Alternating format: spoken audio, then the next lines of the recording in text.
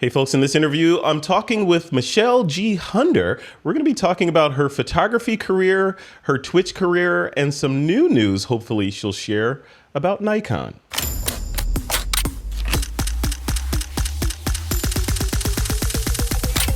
This is Twit. Hey, welcome back to another episode of This Week in Photo. I'm your host, Frederick Van Johnson. This is the first stream/recording that I'm doing on the service twitch.tv. I was going to say new service, twitch.tv, but it's not new, but it's new to me. So I have the honor of having Michelle G. Hunder with me. She's one of the more prolific photographers, streamers that are on Twitch, and she has graciously offered up herself to be interviewed, as well as she's given me some tips and tricks on how to operate and navigate in the world of Twitch. It's an interesting world. Michelle G. Hunter, welcome to the podcast. How are you doing? Good. How are you? Thank you so much for having me. I am really good. I'm excited. I was nervous leading up to this interview. Like I was telling you before, I've done literally hundreds of interviews over the span of a decade or so. But this one I was nervous for because this is a new experience. This is a new world. Yeah. So before we dive into the world of Twitch, tell me about Michelle. Who is Michelle G. Hunder? You are a photographer. Your husband's a documentarian. Like what is going on down there? Yeah, so I live in Melbourne, Australia. I am a professional music photographer. I've been shooting for roughly 10 years, almost 10 years. I've been married for almost the same amount of time, so 10 years as well. I have two gorgeous dogs that are my life or our lives. And to be honest, I think when you talk about who I am, a lot of my identity is very much wrapped up in what I do. I really identify as being a music photographer. It is my life. I've thrown everything into it. I absolutely love my job. It doesn't feel like work. It feels like I have the best job in the world, and I work with amazing people, and I'm constantly inspired by the people that I work with, the work that I get to do. I think it's, the last couple of months has really thrown a bit of a spanner in the work for me personally because I feel like that, because I, identify with what I do so intimately. It really has changed my life, and I had to find a way to, I guess, put all of the energy that I was putting into my life and my career into something else because I wasn't able to shoot, and I'm still not able to shoot. So that's where Twitch came in, and I started streaming 5 months ago, and it's honestly been incredible. So yeah, it's been really amazing. You've taken over Twitch. I'm relatively new to it, so I'm trying to find out, who's who and what's what and all that stuff. And your name keeps coming up over and over again. And when people talk about you, even when you're not on the stream, they refer to you. The reverence that they attach to your name is like when fans talk about Beyonce. You're like the Beyonce of Twitch. How did that happen? How did you get that status on the service? I definitely don't see myself like that. I guess for me, I like to support other people. So I pop up in other people's streams all the time. I have time to do that at the moment. So I guess that lends itself to, making genuine friends and making genuine connections with people. I think I also, I have a decent social media following on other platforms. So I was able to bring, a relatively decent amount of people over with me. So, I wasn't ever doing the hard yards and streaming to one or two people, which a lot of people have to start doing that. Hang on 2 seconds. My dog was just crying. He wanted to be let out. I've always had a decent number of people. I'm still building that audience every day. I definitely don't want to be, taking credit for being the biggest photographer streamer on the platform or anything like that. There's people that have been here since, people like Shu, and there's some other guys that have been here for a very, very long time, and I would hate to take any credit away from the people that have been here for since 2013 streaming and doing the hard yards. So I've only been on the platform for 5 months. So I feel like the people that have been here for a long time really set the groundwork for people like us. And also anyone that started in the last few months also would notice that those guys have really welcomed us with open arms, really helped us, like, show us the ropes. Yeah. With, things like the Twitch photography team, and it's just made it a really welcoming and amazing platform that I am just stoked to be involved in, to be honest. There's so much to it too, at first glance, and I'll tell you, coming to it as an older guy looking at Twitch, I looked at it and instantly, I'd say maybe a year or so ago, I saw it and I'm like, not for me. That's for gamers. That's for people sitting there with headsets on and, playing games and chatting all day long. That's not for me. I'm busy. I don't have time for it. Then when I was re-exposed to it a little while ago, I was like, okay, I get it. This is a community. This could really kind of take on a YouTube kind of thing, or Facebook streaming. And then most recently, I'm really understanding it because I kind of dove into the deep end to understand kind of the metaphor that Twitch is, the communal aspect of it, as well as the integration with Discord and all that stuff. It is a deep service. It's like an iceberg, and if you give it a glance, you only see the tip top of it. But if you stay there for a while, it gets deeper and deeper. What do you think as a content creator on the service? What do you think where's it going? Is it going to take over Facebook? Is it going to take over YouTube? Like, where do you think it's all going? That's I have to firstly agree with everything that you said. And my initial introduction to Twitch was very much the same. So my husband is currently making a documentary on esports and gamers. And so he introduced me to Twitch about a year ago as well. And I saw it and I had the exact same reaction as you. And I was like, this is not for me. This is gamers. This is weird. But he planted a bit of a seed in my head and was kind of like, hey, there's this platform here. Like, maybe you could do something with that. And then when COVID hit, I came back to it and was like, okay, how can I use this platform? Is it possible for me to reach a community of people that maybe are looking for inspiration at the moment, and give them, do workshops and give them something to look forward to. And that's kind of how I started at the start, was like, okay, I'm just going to show people, I'm going to try and teach people, I guess, in this downtime. But in the last 5 months, when you talk about tip of the iceberg, this has completely taken over my life. It has, I'm starting to build a really, really strong community.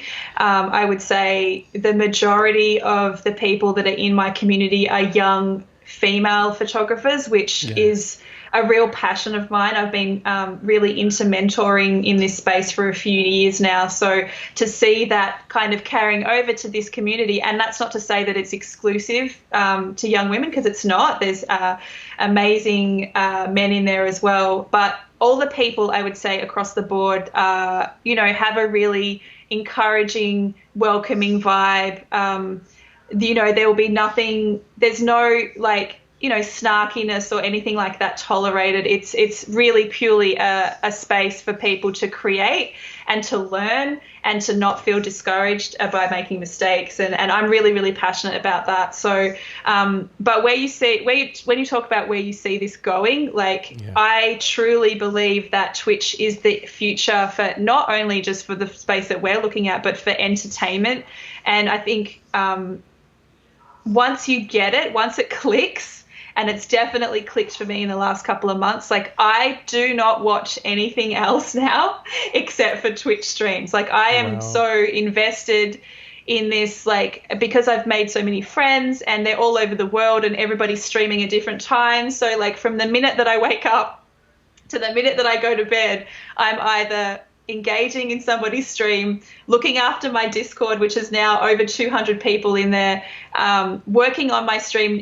There's always stuff to work on. It's like a constant improvement. Or I'm hanging out in other people's streams and looking not only at their content, but hanging out with people in the streams.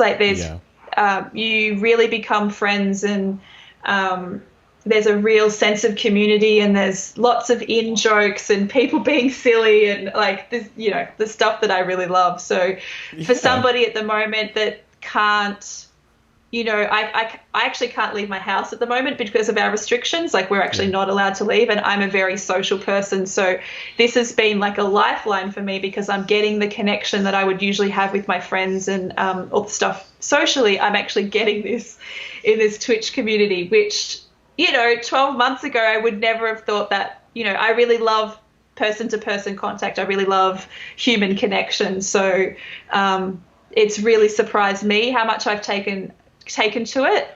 And I can't really speak highly enough of the community, especially the photography community that is on Twitch. It's really, really amazing. I want to talk a little. You touched on a little bit of your audience and how you've managed to sort of build an audience on Twitch of younger women, younger girls, female photographers that you're addressing and sort of helping to empower them. What when you say that, when you look at the empowerment of young females on a service like Twitch, what does that look like? Is it just encouragement? Hey, you can do this. Your work is good. That kind of gentle push, or is it something else? It's a couple of things, actually. It's definitely the encouragement and giving a space to provide, to be able to create art that doesn't feel like nobody's ever going to make them feel stupid or that their art isn't worth sharing. The second thing is that I'm really open with, that I'm completely self-taught.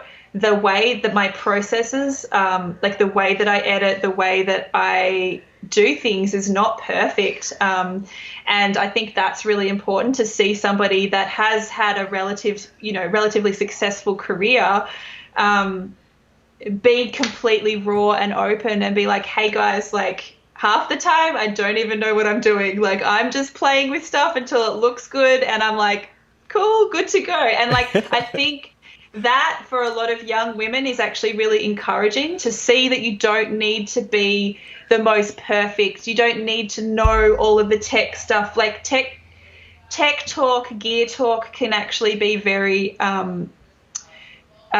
intimidating, I think, for a lot of young women if your brain doesn't work like that. My brain does not work like that. Whenever I see that stuff, I'm just I switch off. I don't care. It doesn't interest me at all. I'd rather just have a camera in my hand and learn how to use that to the best of my ability. So, and I've just found that a lot of women really resonate with that. And it's not to say that all women are like that, because there's certainly some that really, really love the tech stuff, but that's just a generalization. And I found that just being visible and being raw and honest it really resonates with young women. So that's it's worked. The hard part. I mean, that for me, the rawness of it all and just being able to be less polished is one of the hardest things for me. Not that I'm all polished and everything, but my pedigree comes from the Air Force, and then I worked at Apple and Adobe, so I'm used to, double checking, triple checking. Is it ready for the public to see it? No, not yet. Okay, make it better, then release it to the public. And then, and Twitch is not that at all. Twitch is very in my office here, come hang out with me and just chill and eat a bag of chips while I work on this image kind of thing. How are you able to bridge that? Because you're a bit of a perfectionist as well. How are you able to bridge the perfectionist Michelle G. Hunter to the, let's just, let it fly free Michelle? Yeah, well, to be honest, so what happened when I first started streaming, probably about 2 months in, I was selected to do a Twitch creative showcase with Twitch Australia. So I got in contact, I guess, or they got in contact with me to say, hey, we really like what you're doing. We'd like to showcase you as an art streamer. So then it just meant that I was able to communicate with those guys to say, hey, I'm really new on this platform. I really want to grow. I'm very passionate about it. Can you guys give me advice? And the biggest piece of advice that they were saying to me was to be less polished, to be the people that are coming into our streams really just want to hang out. They really just want to, they see you as a friend. They really like you. It's a chill session. And it took me months to get my head around that, because every time I was streaming, I felt like I needed to be teaching something. I needed to be doing a workshop. I needed to show them how to edit something. And it's actually taken me so long to get my head around that Twitch, yes, it's great to have that, like, as a loose thing to be like, hey, we're doing this today, but that's not really why people are there. Like, and it's taken a while to get, like I said, my head around that. But like, I would say that the streams that people have loved the most are probably the ones that have been the loosest, and like crazy things have happened, and we're all just hanging out and something silly happens. Or, there was one stream I had where, my husband and I, he came in and we just talked about things like, mental health as creatives, or what do you do when you have imposter syndrome? And we just had a chat. It was just the two of us talking to the chat, and like just really casual stuff like that. People really, really resonate with. So I'm starting to throw a lot more of those into my streams. I still do all of the other stuff, but, I still do interviews with industry professionals, but I'm definitely finding the kind of hangout sessions, the ones that people seem to resonate with.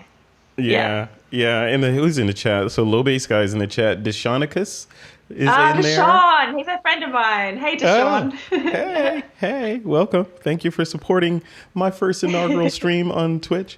The perfection thing, that's what I'm wrestling with in a lot of areas, of how to ratchet it back and be a little bit more open, or a lot more open. It's not as hard, or it's not as easy as people might think, It's just like, it's very, hey, I got Shu is now hosting my stream. Thank you. Look at that. Hey, Shu. What a legend. He's such a legend. I love it. Speaking of the perfection side of it, one of the things that stops a lot of people, let's say on a service like YouTube, from getting traction is just initially there's 0 followers. Like, I don't have any followers right now on Twitch, and that could be disconcerting. When I look at a more successful streamer like yourself on there, you've got a lot of followers, and you've gained those in a relatively short amount of time. How'd you do that? Like, how did you get all those followers so quickly? What's the secret? Well, I think, like I said first, that I have a relatively decent following on other platforms. So I'm constantly, Instagram, Twitter, Facebook, I'm talking about it on other platforms. And it's interesting that, like, for a long time, there was definitely a few people that came over from the platforms. But I think the thing that really clicked was when I did my intro video. So the video that it's kind of like a teaser to what my channel is about. My husband put it together for me. That is when, when I dropped that, a lot of people were like, oh, okay, I see what you're trying to do on this platform. I didn't understand what Twitch was. So that really helped, I think. And I think the other thing, genuinely connecting with other streamers, genuinely going to hang out in other streams, get to know people, when it's appropriate, letting them know that you stream, definitely not rocking up and saying, hey, I stream, come and watch me, but like, going to hang out, get to know them and say, hey, by the way, I do this thing, maybe you'll be interested in it. And it's still, I mean, to me, it still feels like a slow build, but I guess, relatively speaking, it is, I have grown relatively quickly. But, relatively is a word, Yeah, well, for me, I always have really big goals as well. So I'm always like, everything's happening so slowly, but it's not. It's it's only been 5 months, so it's been amazing, the support. Things have kind of taken off for you in those 5 months. Let's talk about that. So the follower growth notwithstanding, I've seen your name around in Nikon channels, so you're doing some stuff with Nikon as well. So what's going on with that? So explain, to the extent that you can, and thank you. Yeah. Who is that? We just got a follower, Little Brits. Thank you for following. I think maybe, did we get a raid? I can't see if Matt Hickey might have raided, or if he just brought everyone over. So what up to Matt Hickey? Thank you. Thank you. Matt rated. Thank you. He did. He All did. right. That's my first raid. That is my very first raid in life. Thank you. I love it. So I rated Matt's stream just before when I got off, and he's rated your stream. So he's showing the love. This is great. Look at that. Look at that. I love it. I love it. It's so good. Yeah. So Nikon, to the extent you can talk about it. I know you're doing a course, or you've done a course with them, or a training class workshop. or webinar. Yeah. What's your involvement with Nikon? Yeah. So basically, how that came about is I emailed them at the start of the year. I've shot Nikon my entire career, and something just like twigged in my head last year where I was like, okay, I had just won Live Music Photographer of the Year last year. I'd just come off a world tour. I just switched to mirrorless. And so I emailed them and was like, hey, I just want to let you know, like, this is what I'm doing. This is what happened this year. I've had a really great year. I think there potentially could be an opportunity for us to work together. I have a really huge audience of young female photographers. I would really love to kind of tell them that I use Nikon. I love using the mirrorless system. And it kind of started a conversation, I guess, from that point. Was like, I didn't really hear back for a couple of months, and then they were like, hey, we really like your work. Let's do a little feature. My computer's having a little bit of a meltdown, so hopefully it's not affecting you too much. No, you're fine on this side. Okay, good. Okay, I'm just shutting everything else that doesn't need to be open right now. So it's the gremlins.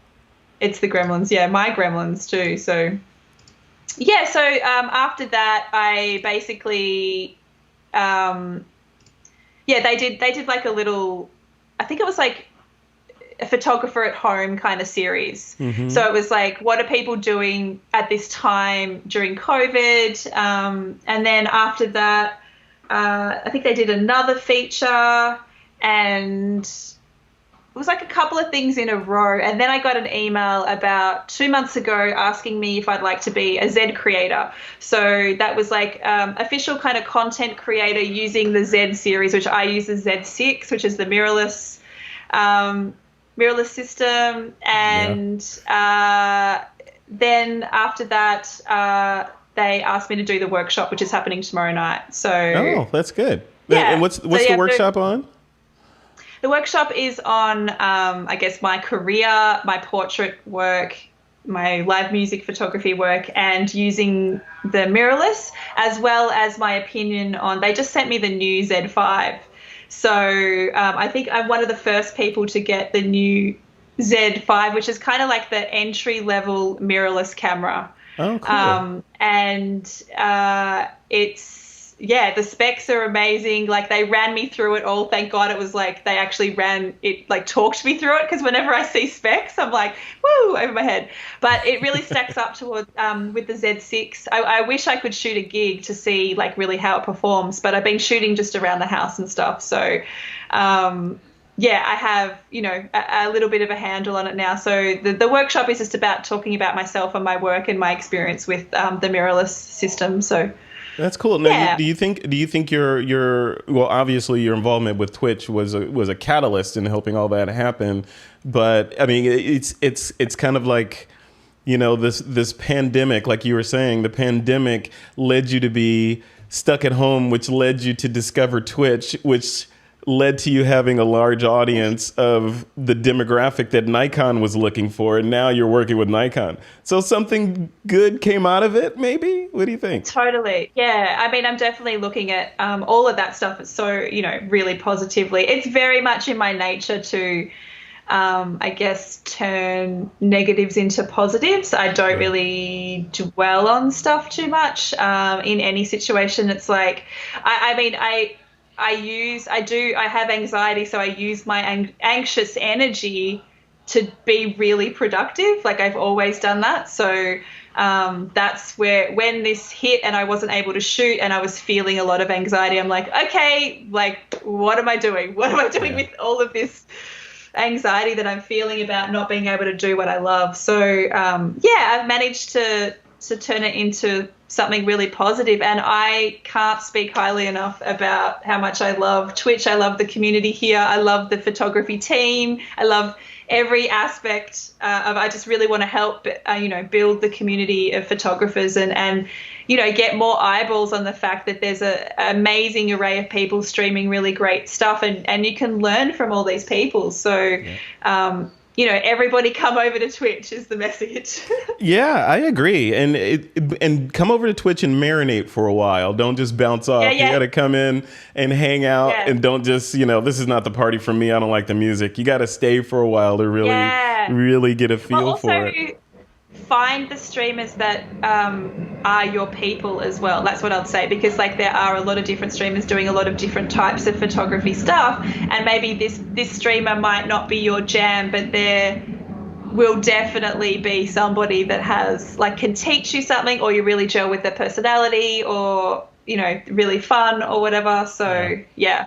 I can see a lot of chat in a lot of people in the chat right now. So I love it. I love it. Yeah, I feel so supported.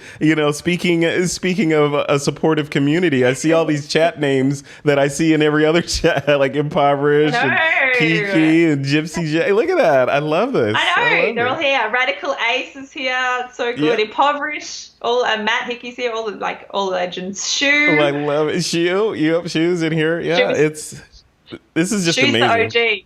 Shu is the OG. Yeah, I'm getting him on the hot seat. Shu, you better get prepared, man. You're gonna be on this hot seat soon.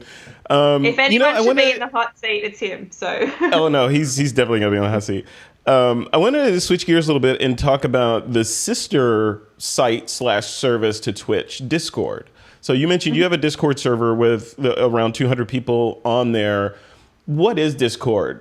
From your perspective, and speak to the people that barely know what Twitch is and have no idea what Discord is. Discord is for hackers. What is Discord to the layperson out there? Oh yeah, I'd talk about not knowing what something is and being super overwhelmed at the start. So I kind of look at it as I guess a place where everyone can hang out when I'm not streaming. That's how I kind of explain it to people. So it's almost you're at a party and there's all these different rooms, and each room has people are talking about something different in the room. So you can go into the room, and most of it I would say is photography related, but there's definitely some other stuff in there, memes and funny stuff. We might share photos of your animals, but I use it as a place to really connect to my audience when I'm not streaming. If they need to ask me a question, it's kind of you can ask me anything, anytime. And if I can't answer it, someone else from the community will likely be able to answer it. So it's kind of a big forum where but community as well. They're all friends. We're all friends. We all hang out. We all know each other. We know stuff about each other. It's like a big hangout session, but it's informative as well. Everybody's learning and sharing as much information as they know, I guess.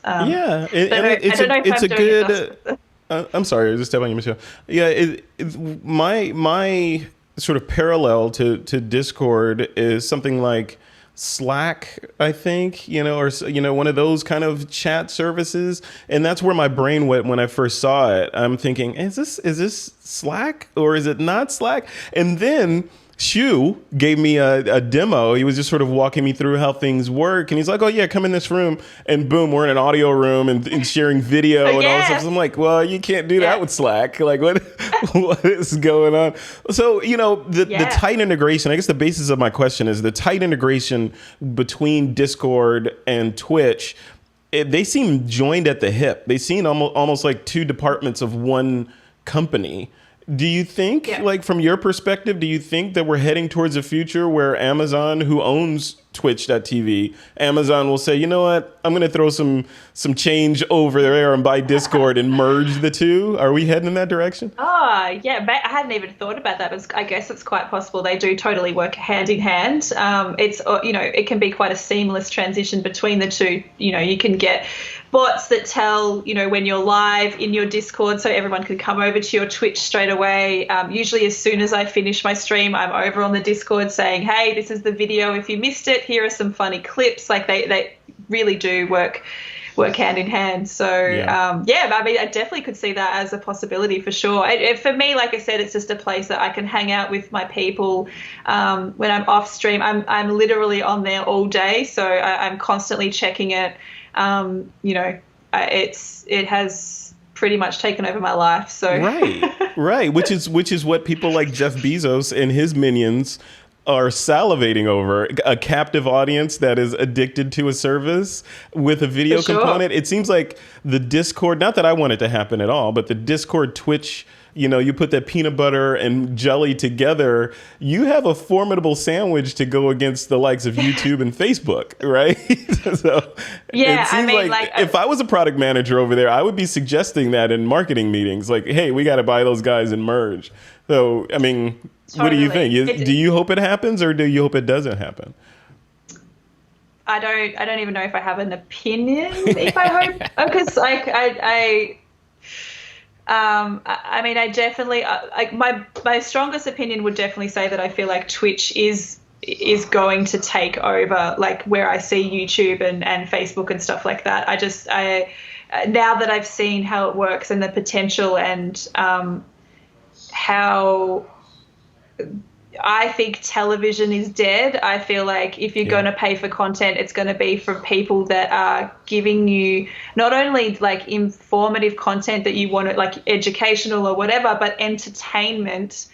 And you have a community of people that you really resonate with. Like, it's two things in one. It's not just you're watching something and there's no feedback. It's like you're getting constant feedback from the person that is streaming, which is why the chat is so amazing. And then when they're offline, you get constant communication with that person. I feel like if musicians like really twig to this, like this is where I can see it absolutely going crazy. Like somebody with a decent fan base that can really build their audience, because they're going to have that really intimate connection that I think fans are really dying for, that they really love. So I just see so much potential on the platform. So I personally can't wait to see where it goes. I'm just really stoked to be involved with photography now, where it's relatively new. And hopefully we get a lot more eyeballs over onto the platform, so they can, other photographers can see that there's so many people you can learn from over here, and it's way more interactive than just a YouTube video. It's like live interaction with the person that you can ask questions and be like, hey, what did you mean by that section? Can you just go back over that again? Or that sort of stuff. You know what it kind of reminds me of? It kind of reminds me of the old school chat rooms where people would just sit in there all day and chat with each other back and forth. I was there. Yeah, me too. But with a video component. So imagine those chat rooms, but then there's somebody that's a human that's there talking and doing something interesting, and you're sort of chatting in the background while they're doing their thing. So that's the closest analogy I can think of. I want to switch gears a little bit, Michelle, and talk about your work. So you mentioned at the beginning of this interview that you consider yourself a music photographer, sort of musician photographer. Can you go into that a little bit and why you chose that particular genre? Totally. I know it's highly unusual to have that much of a niche for yourself. But so I work exclusively with artists and musicians. So I do press shots, album covers, tour posters, as well as live gigs, like live concerts and touring with artists. I pretty much decided that I wanted that to be my niche in probably the first year of shooting. And it took a little while to, I guess, build it up enough clientele where it was, 99.9% of what I do. But that was always the goal. I always wanted the majority of the work to be derived from working with musicians, because that's just what I genuinely love the most. They're the people that I love working with. I really connect with artists really well. I understand. I used to be a musician, so I feel like I understand music. I understand, specifically when I first started, I was working in the genre of hip hop. Like, I understand the culture. I understand aesthetically what it looks like, what imagery should look like. So people resonated with my work really early on. And nowadays I work with all kinds of artists, but it helped at the start to have a really intimate knowledge of hip hop culture and what imagery should look like when you're kind of performing and putting press shots out. So it's just, it's the people that I love working with, essentially. So when I said before, like, I don't feel like it's a job, like, I genuinely love what I do with, like, all of my soul.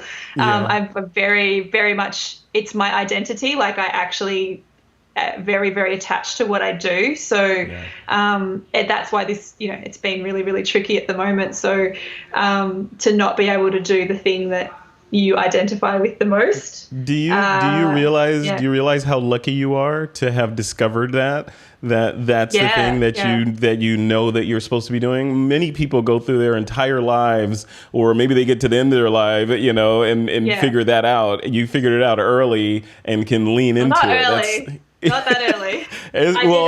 By my clock, it's early. I've said this before, but I didn't pick up a camera until I was 31. So I actually came quite late to it. But it was immediately, like, as soon as I found it, and as soon as I knew that I wanted to work with artists, I just threw myself into it. Because I had worked in corporate jobs and other stuff that I just, like, I was always getting bored working in these 9 to 5s.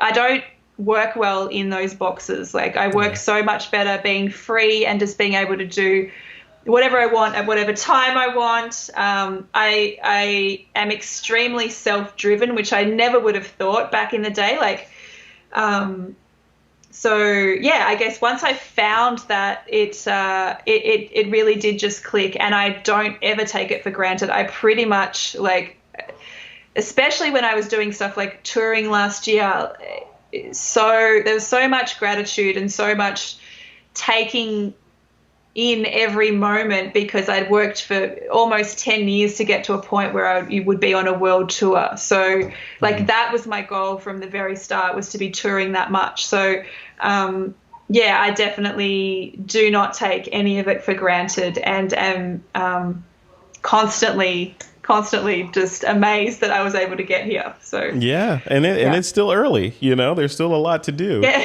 So totally, yeah. What does a day in the life look like? So as a music photographer, say you get hired for a gig. Well, first of all, how does that happen? Does who calls you up? Do they just call you up? The press agent or whomever call you up and say, "Hey, there's a gig happening this night. Are you available?" Like, take us through that from the initial phone call all the way through to how do you deliver the final images to the client? What does that look like? Oh, well, it totally depends. There's, like, a number of different ways that can happen. So I guess also the reason that I was able to carve out this little niche for myself, that there's, to be honest, not many people have been able to call themselves professional music photographers in recent years, is because a lot of music photographers work for publications and they shoot for free, and they get very frustrated with that process because, they're shooting all of these gigs, and they feel like at one point someone's going to notice them and take them on tour, and it just doesn't happen. So I saw that really early and was like, well, I'm not going to work for publications. I'm going to work for artists direct. I'm going to have relationships with artists, and I want to be hired by the artists. So I would say the majority of my work has come from really, like, immersing myself in the Australian music scene, like showing up to gigs, shooting a lot of gigs at the start for free, but just to get known. And then once I had those existing relationships, having relationships with artists, and they're the people that hire me. So it's usually artist management that hire me. And so I'll get a phone call to say, or an email usually, but to say, hey, we need these press shots done. We've got this kind of lead period. Are you able to fit us in? And then the process is kind of, I work really collaboratively. So it's very much like getting visual references from them to see what kind of page are they on, like what are they thinking the vibe is, and there we come up with a couple of concepts for, if whether it's a 2-hour or 4-hour shoot, or however many looks we can get done in that particular time frame, because press shots are often about trying to get as many different looks as possible, a kind of bang for buck, if that makes sense, because there's lots of different press needs for an album or a single release.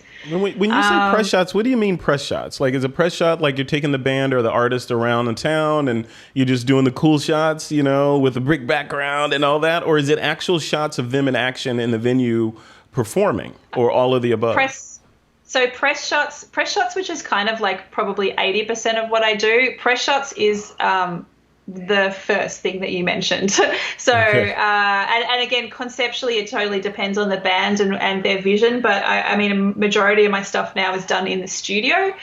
Sometimes it's location, depending on the vibe of the band or the artist. But I would say majority is studio based. And they're the shots. So, like, if somebody says, "Hey, we're doing this article on you. We need you to send us a photo of your band," or "We're writing a review on this," and or "We're doing something on your single release," they'll send that to press, and then you'll see it, in different magazines or newspapers, or it's how they promote themselves or their upcoming release. Sometimes the stuff is also used for things like Spotify or, thumbnails and stuff like that. There's like a million different uses for press shots. Then the flip side of that is, if I'm hired to do a concert, which is like a totally different thing, but that's usually an email to say, "Hey, we're playing this show on this particular night. Can you come and shoot the show?" It's, it's usually about an hour or so. Yeah.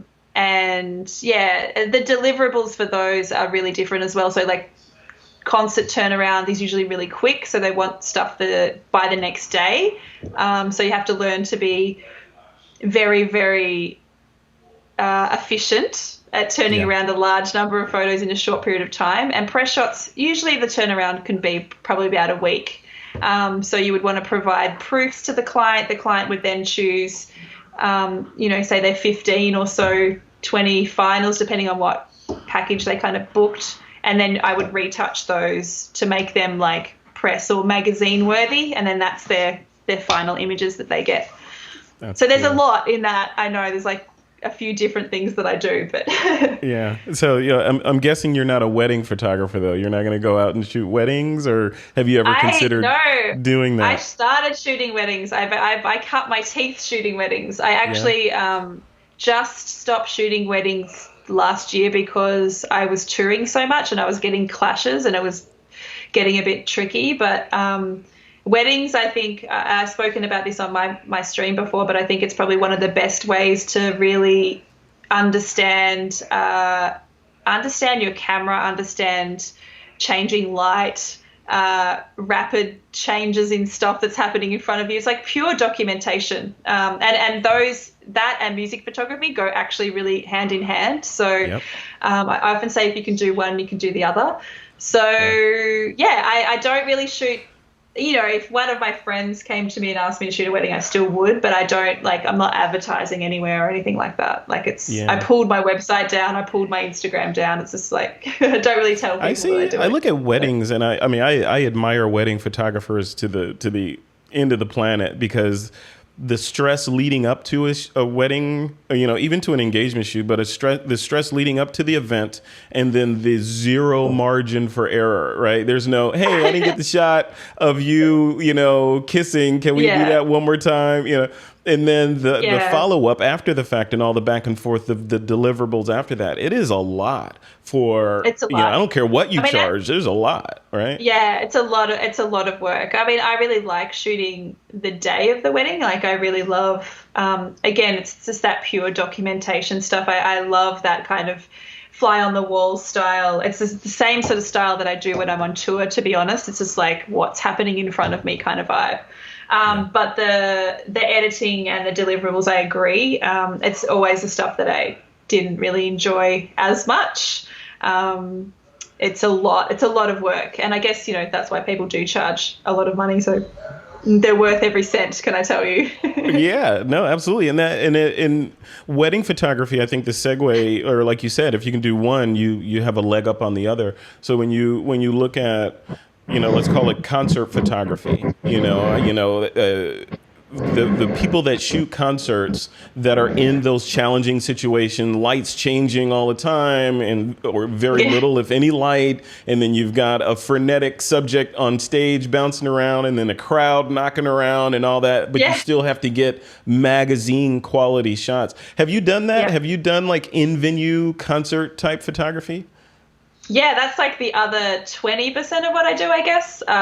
Concert. Working for artists and touring and doing like that night in and night out for across the globe. So I like live for that stuff. Like concert photography is the stuff that like it feeds my soul. So again, this time is really, really tricky not being able to do that. I worked for a long time shooting pretty much every gig that would allow me in the door.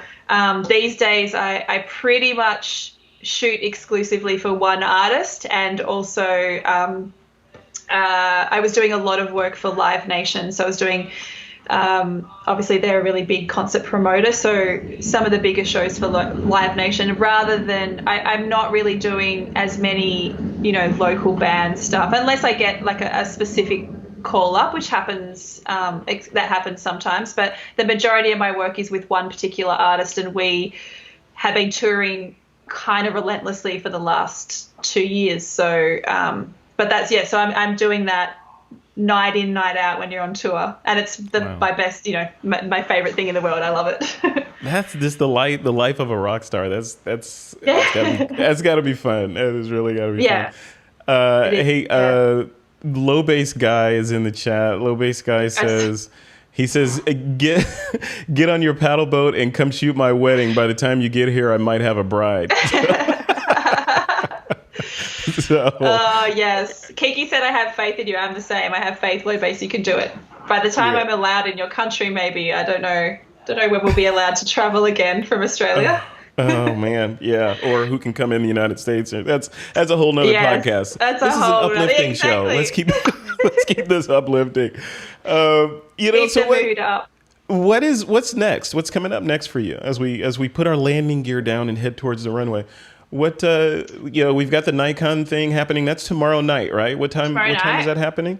It's 5:30 my time, so that is it's 2.5 hours now from now tomorrow. Tomorrow, if anyone can work that out.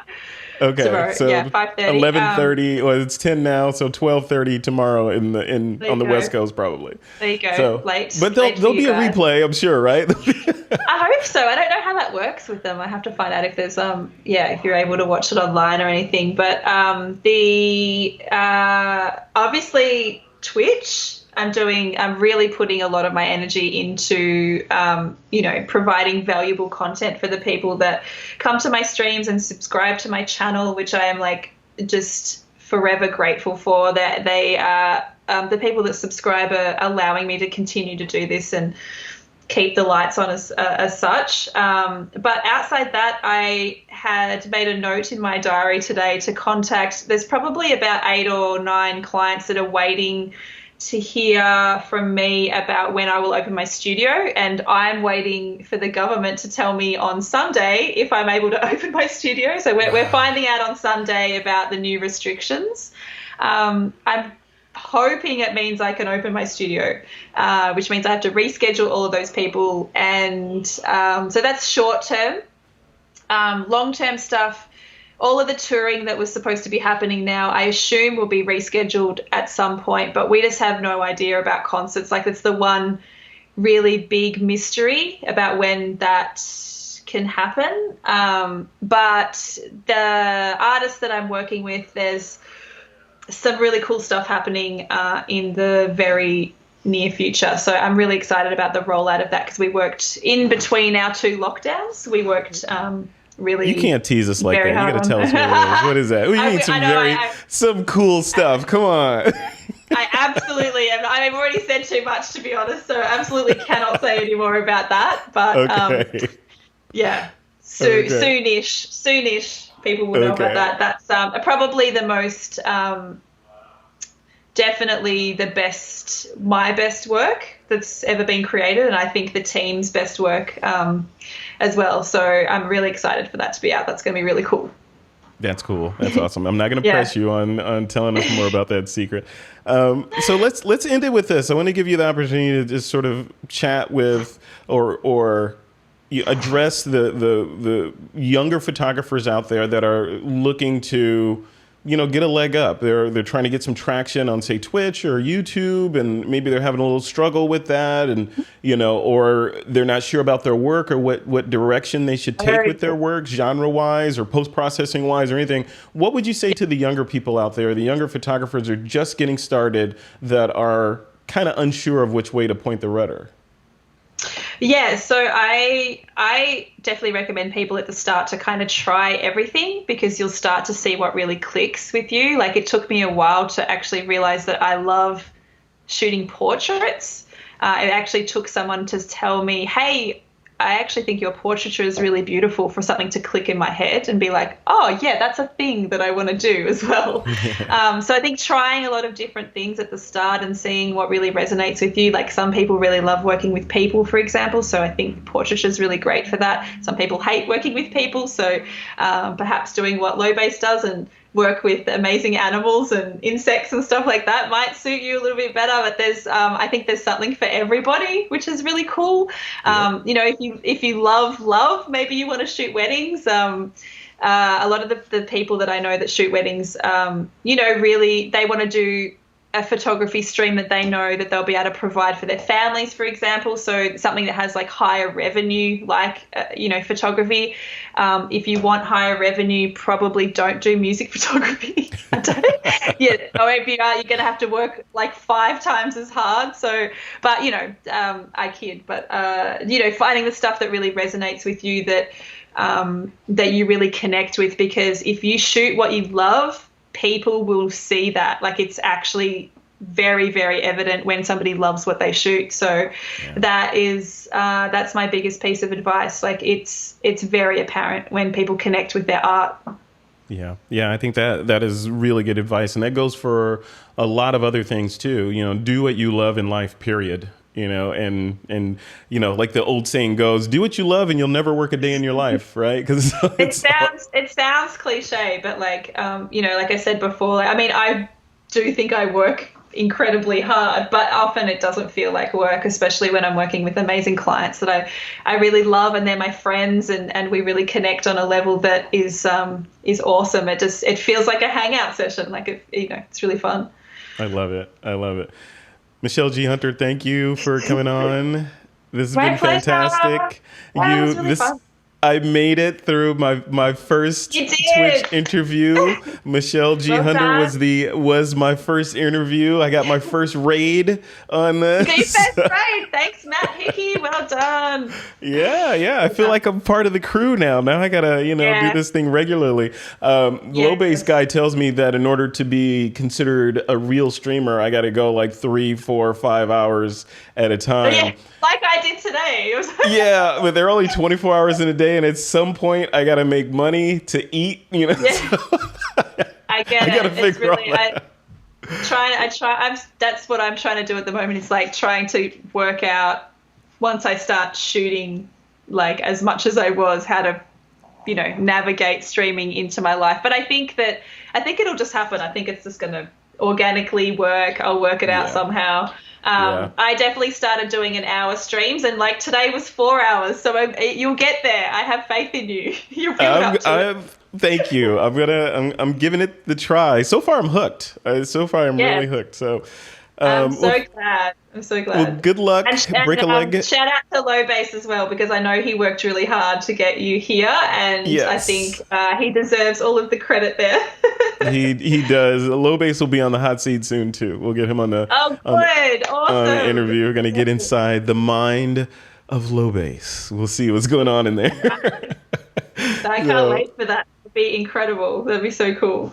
Yeah, no, that'll be great.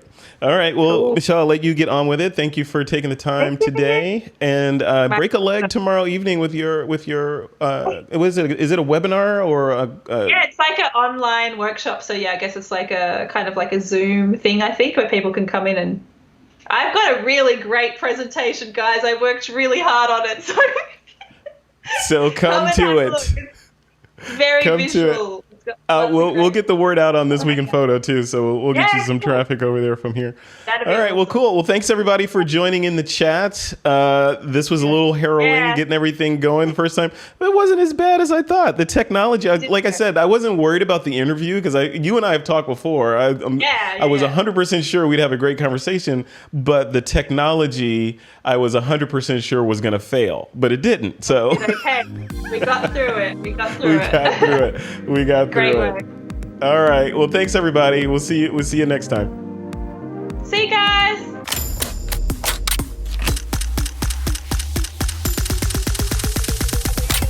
This is Twip.